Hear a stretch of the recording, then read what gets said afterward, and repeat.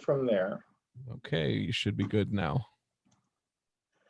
So just a one little thing is the views expressed during this presentation are those of the presenter, me, and are not endorsed by any Grand Lodge. And it seems a little bit technical to do that, but because we do deal with some topics, this is something that I uncovered while going through my Masonic journey. So good evening, my name is Shawn Carrick, and I'm a member of both Montgomery Lodge 258 and Red Wing Lodge number 8. It seems in society as a whole that having discussions of opposing viewpoints is becoming more difficult to engage in.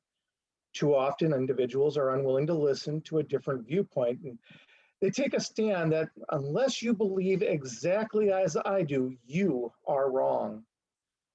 One area that makes discussions equally difficult to occur between openly opposing viewpoints is arguments about what is truth and what is fact.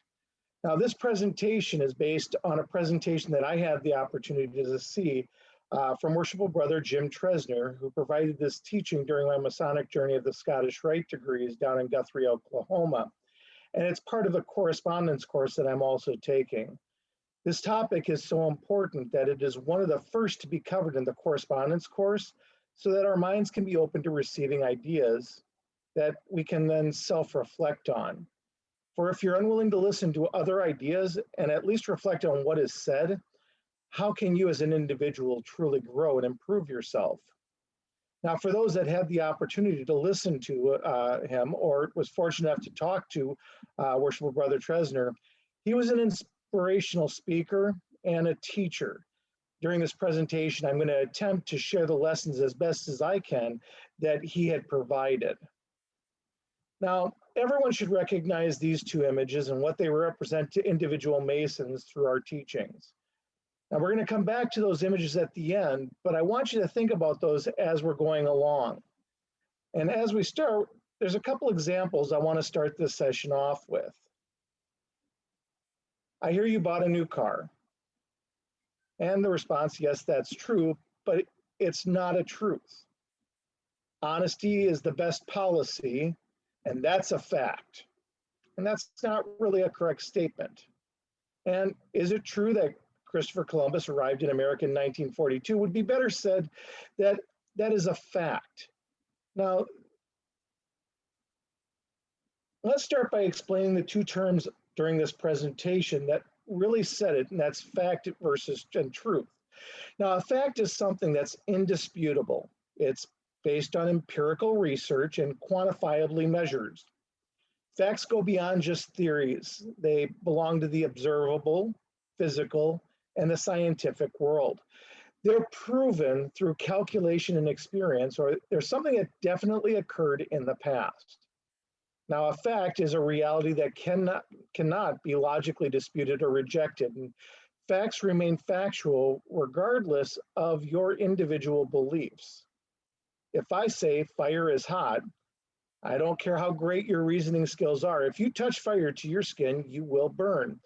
And there's some people that would give you the explanation that, but people can walk on hot coals. Now, there's a difference between the transfer of heat through conduction and training one's body to deal with the agonizing pain of that said conduction.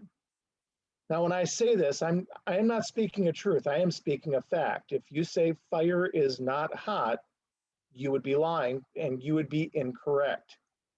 Facts are concrete realities that no amount of reasoning will change.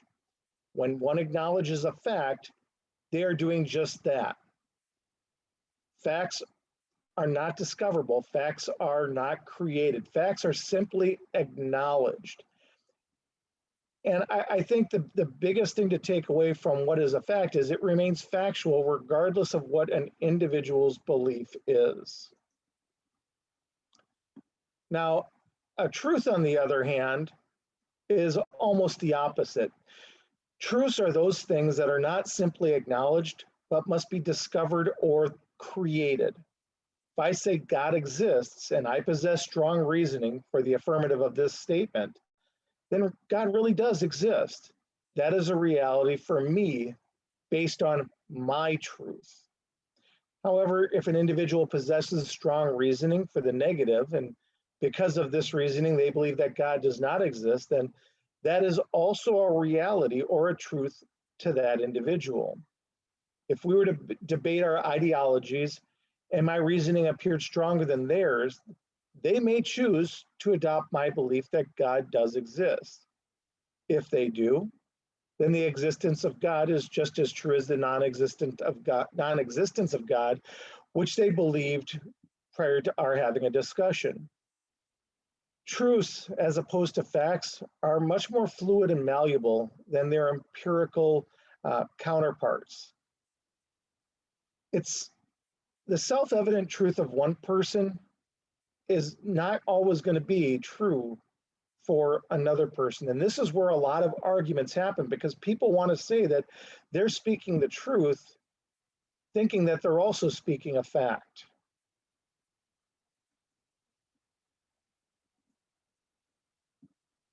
Now, too often you see a group of individuals that share the same belief or believe the same thing, and they start to claim that their belief is a fact when a person challenges the commonly held belief that the person is often deemed a lunatic or a fool just because they don't believe as the rest of the group. Herein lies the problem. We use opinions, interpretations, and common observations that over time take our truths, which we hold dear and would never relinquish, and claim them then to be facts when they're not that. When we're able to keep our truths separate from facts, we're then able to openly have discussions and allow the ideas of others to be intellectually digested. I think that that is one of the biggest things that people fail to do. And I think that this image really does capture it from you can't handle the truth. It's one person's view. It's not a fact. So these are some facts that we can talk about. Water freezes at 0 degrees and boils at 100 degrees Celsius. And this is a fact, as we can measure at what temperature water begins to boil. Honesty is desirable in and of itself.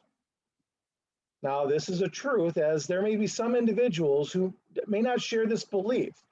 It sounds strange, but we need to understand that not everyone will have the same belief systems that we do. Water flows downhill under normal circumstances, and this is considered a fact because, once again, we can set up an experiment of pouring a cup of water down a hill to see how it reacts.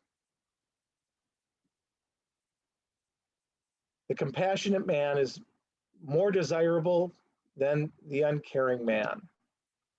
And individuals would say that that's a fact, when in fact it's a truth. Again, there may be some individuals that may not think that. The acceleration of gravity near the Earth is equal to 32 feet per second squared. Again, this is a fact because we can set up an experiment and actually measure this. It's quantitative. The human soul is immortal. Now, many individuals from many religions would say that this is an absolute fact. However, once again, this is a truth because there are some religions that do not believe in an immortal soul. Now, remember that fact is shared among all, but truth is individual. Truth cannot be verified.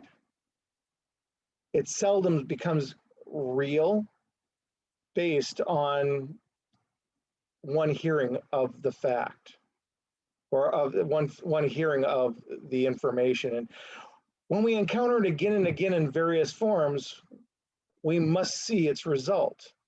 The fact is generally easily verified. We use a thermometer for water boils or dumping a cup of water down a hill to see that it runs downhill. Now, when I started out indicating that too often individuals are unwilling to listen to a different viewpoint and take a stand that unless you believe as I do, you are wrong. By remembering that every individual is entitled to their own truths, and truths alone do not prove a point, by having facts as the basis for a discussion of opposing viewpoints, while also having a willingness to listen to facts allows for the possibility of a deeper philosophical discussion that may ultimately impact your consciousness. Past Grandmaster Ed Helpus was, his theme was dealt with having cordial conversations and being able to have discussions. This is something that we are just missing in society as a whole. Now, you may ask, why is this important? And it's important to Masons because of one of the main goals, purposes, and methods of the study of the philosophy of the Masonic teachings, which is the discovery and understanding of truth, to distinguish the true from the false, not the factual from the inaccurate. If we as a society are to return to being able to have civil discussions, even of opposing viewpoints, of opposing individual truths, we must be able to separate what is fact and what is an individual person's truth, which will allow us the ability to understand that other individual's beliefs and values. And when we understand that they're discussing a truth, we know that this may be something that's up for discussion to change someone's mind, versus when facts are being told, that's not something that we can go and change.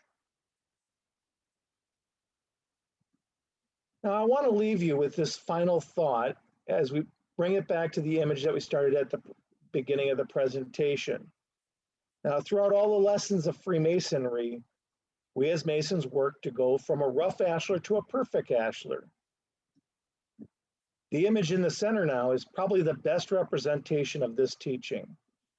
Within each of us is the ability to become a perfect ashlar. It's already there inside of us, but we need to work to find it within ourselves.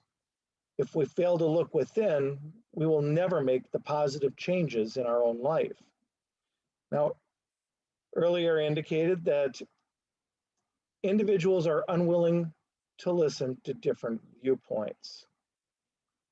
When we listen to different viewpoints, even if we don't accept their truth as a truth for ourselves, we are chipping away at that rough ashlar, bringing out the perfect ashlar from inside.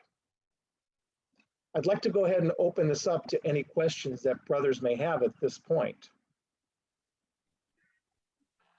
I got a question, I guess. One of the things that I've often talked to people about, when they can't handle people having different truths, or they try and force their truths onto other people. And have you looked at any of the studies as far as, when you're trying to talk to people and stuff, the harder you push your truths on people, the more they're actually going to push back? I haven't seen any of the studies, but what I have found is that when you sit down and start having a discussion, and you go from the perspective of let's have an actual discussion, and you try to set out, let's cover some facts first, and try to find out what's facts. And then when you can actually have that discussion, okay, let's talk about some truths that we each believe, some of our beliefs, and why we have those beliefs. Are they based on fact or based on our upbringing, our influences? There's a lot of things that can actually impact a person. Nowadays, however, it seems those that happen to be yelling the loudest think that that will make their point the best. It's taken a lot of effort on my part. When people start yelling at me, I just start talking a lot softer, but I keep talking, and suddenly they bring it back down so that we can have an actual discussion. When people start getting heated and they start talking with more fervency and fervor, you see them start to take a more hardlined approach. But as soon as they bring their volume and inflections back down, it seems like the individual is more apt and willing to actually have civil concourse, or civil discussions, I should say.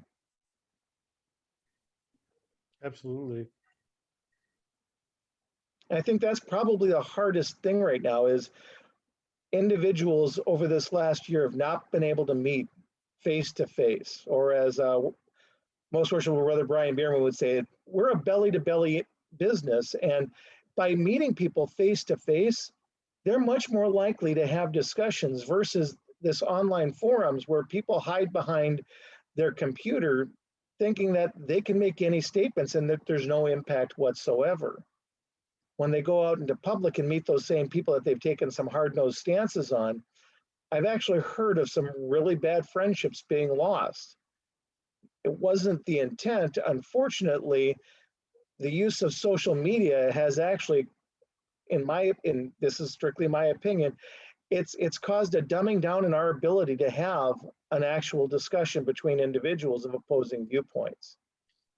I think one of the biggest things that you talk about is, you know, once it starts becoming something other than a discussion, like an argument, you know, something's got to change, especially in a lodge setting among brothers and everything else. You know, we're free to have our own beliefs. We're free to talk to each other about it. But once it starts escalating to an argument or a, you know, raising the voices and stuff, we need to step back and bring it back down, like you said. I agree. And that's one of the most difficult things that I happen to have. Because of my career, that's not something that's easy for me to do. I end up having to provide a lot of bad news in my career, and people want to argue constantly. And the one thing that I learned was just by quieting down, talking quieter, and people tend to bring it back down, and now we can have a discussion. And it's worked a vast majority of the time. It's not the do all, save all way of handling it, because some individuals are so set in their personal beliefs and truths, they're unwilling to even have those type of discussions. And when you can recognize that ahead of time, those are the times that mostly I would say, I appreciate hearing what you had to say. Thank you very much. And I move on to something different. Shawn, thanks for the presentation. It was really nice to kind of see this topic articulated from the way you did this. I'd like to add a comment though, and that is that sometimes what we consider to be a truth is more of a fact. And going back to one of your earlier examples where you say that companionship or I can't remember exactly what example you gave, evokes positive responses, right? Or has in the end a positive response on society or in the group where you apply this. Now, if we talk about these kind of attributes, I think one thing that is observable is that the effect is always the same. So there is a point in time where certain aspects of human behavior and or other attributes, while they might not be measurable by scientific instruments, they evoke the same response over and over again and with high predictability, or maybe with 100% predictability, at which point in time a truth becomes a fact, right? Well, and that's one thing that I'm very careful about, because it takes a lot of time for an individual's truth to become fact. For the most part, my stance is that facts are something that's very quantitative, or it's actually happened from history. So Christopher Columbus arrived at the New World at a specific year. This is a documented historical fact. Christopher Columbus was the first person to discover the New World. That becomes a truth, because we've also have evidence of early Norsemen visiting through different scripts that's been found in Minnesota and other parts of the country, where they're starting to say that he wasn't the first here, and we're finding artifacts that are dated from pre-Columbus time, which, how did they show up when they're of European origin? So Christopher Columbus would be the perfect example that we thought it was a fact, when in fact it was proven later to be a truth. And I think Okay. that you could also prove it both ways over time. But it's going to take a lot of evidence for those to go from one to the other without it being more empirical. Certainly, if you talk about events, I would clearly endorse your kind of a difference in terms of fact or truth. However, if we talk about certain behaviors that evoke the same response over and over and over again, and are known within society to produce the same result over and over again, they are not necessarily falling under the category of facts as you defined, but are generally conceived as a fact rather than just a shared truth. Well, and I would even say that based on what you said, the empirical data would say you've done the experiment over and over again. It is quantitative at that point, making it a fact. Right. So, and if somebody then, which does not preclude of somebody having a different opinion, which now becomes his truth. And we see this where the, let's say the conflicts arise above a moderate level to a rather aggressive level, where this empirical verification of the truth of one versus the other leads to a really deep conflict and quite often negative consequences. We're both really endorse the fact that because of that empirical validation, it has become a fact rather than the truth. Well, and I also think that this is one of the reasons why Masonry does not want to have two topics discussed openly in lodge, both religion and politics, because they do set off such emotional ties from each. I think that individuals outside the lodge can sit down side by side and have those types of discussions and be civil and discuss their different beliefs and have great philosophical discussions that they can use to impact their consciousness. But this is one of the reasons why we as Masons need to really work on this, because when we see this happening in lodges across the state, I have seen many times where people start arguing truths in lodge. And all of a sudden someone will stand up and bring up a fact. I've seen that work, and sometimes I see both guys then turn on that brother who's actually talking about a fact that no one's willing to dispute, but it doesn't fit their version of the truth. And that hostility all of a sudden is manifested toward an individual and feelings get hurt. But you make some great points though also. I thank you.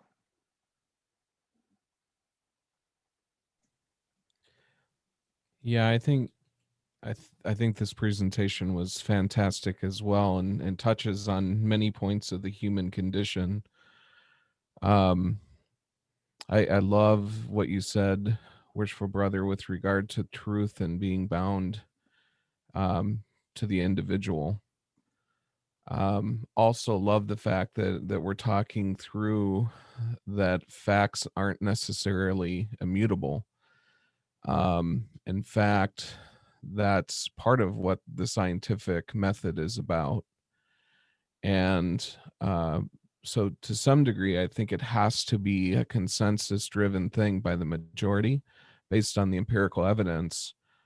But what causes us to advance in factual information are the people that question it and test alternatives. And we see this in the world of physics all the time. Yes. And there's so much that's unknown. And the reason it's so much, in my opinion, a part of the human condition is because we apply what we do know, and you have to start somewhere in order to get greater understanding. And this is why it's important to treat truths and facts with respect, and be understanding in these important dialogues in order for us to get better understanding.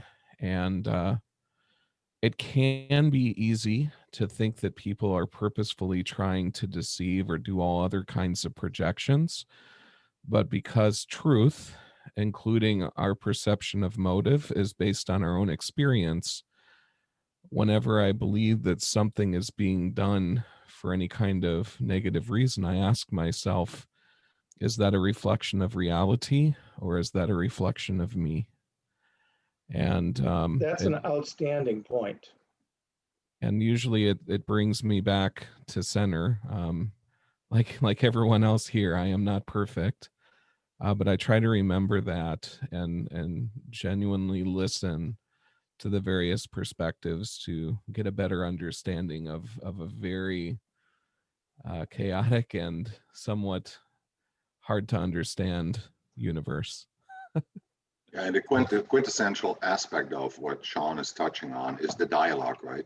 And that's true for fact as it is for truth. That as long as that dialogue in around the substantive matter is not being held, then all things are lost. It is really the dialogue that helps us advancing in facts and in truth. Exactly. And on this presentation, it really does just scratch the surface of the topic.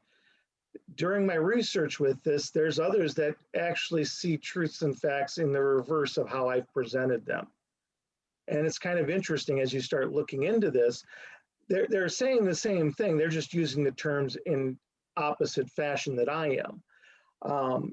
I chose to present it this way based, like I said, on Jim Tresnor's teachings from my journey with the Scottish Rite, because he did do such a great job. And one of the things he wanted to touch on is, as you're going through your Masonic journey, this is something that you need to be aware of always. And you should be sharing this kind of philosophy with your brothers, because it's not just a Scottish Rite presentation.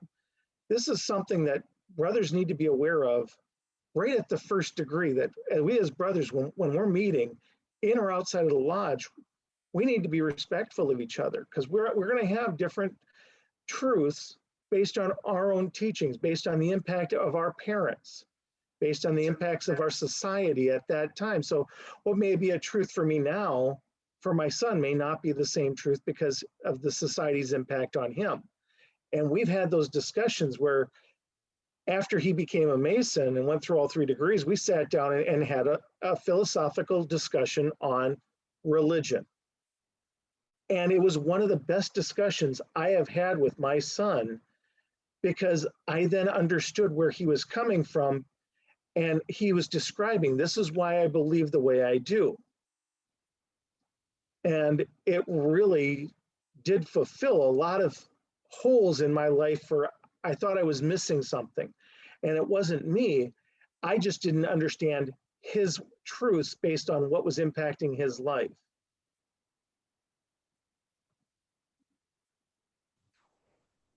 Brother, is he the author of But I Digress? Tresnor? I believe he is. Okay. He was out of Guthrie, Oklahoma. He recently passed away last year, I believe. Okay. He was an amazing speaker, and I actually had the opportunity to sit down with him during a lunch break for about 20 minutes. Ooh. And he was talking about so many topics, but his ability to bring it down to a level that any individual can understand was so refreshing. He could easily have blown me away with his talk, but he kept it at a level so that it would properly impact my consciousness as I was continuing my journey. I've only read through that book, the But I Digress, once, and it was one of the best books I've ever written with Masonic content in it. It was phenomenal. Being able to meet that guy would have been a treasure. So. Are there any other questions or comments? One thing I would charge each of you is, when you're in lodge or with your brothers and you see those discussions going sideways, try to help them bring it back. And you now understand the truth and fact, and hopefully we can have better civil discussions between our brothers and keep those bonds of fellowship going. It's something that I've had to do once or twice, and they come back later after cooler heads prevail, but they say, yes, we kind of got out of line, and we sat down and talked later, and we thank you because we looked at it from a new perspective. they both didn't agree with each other, but they at least were able to have a discussion and they could process intellectually what the other was saying, which was really nice to see happen.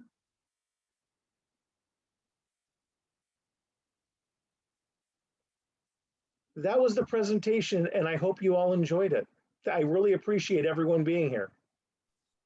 Thank you. Excellent presentation. Excellent. Excellent. Thank you, brother. Thank you. That was just a tremendous evening here. Thank you very much. Have a wonderful week, and I hope to see everyone back at next Wednesday's webinar, and try to convince some other brothers to attend also. I think that we have a lot of great stuff coming up, and I'd really like to see if you can talk at least one other brother from your lodge to attend. So Brother John, you and I, we have to get one each, I think would be the stance since we're from the same lodge. I think it would be a great thing.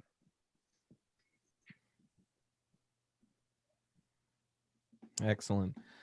Excellent. So brothers, if you haven't filled out the poll, please do so. Otherwise, if there are no other questions or comments, have a wonderful rest of the week, and we hope to see you next week.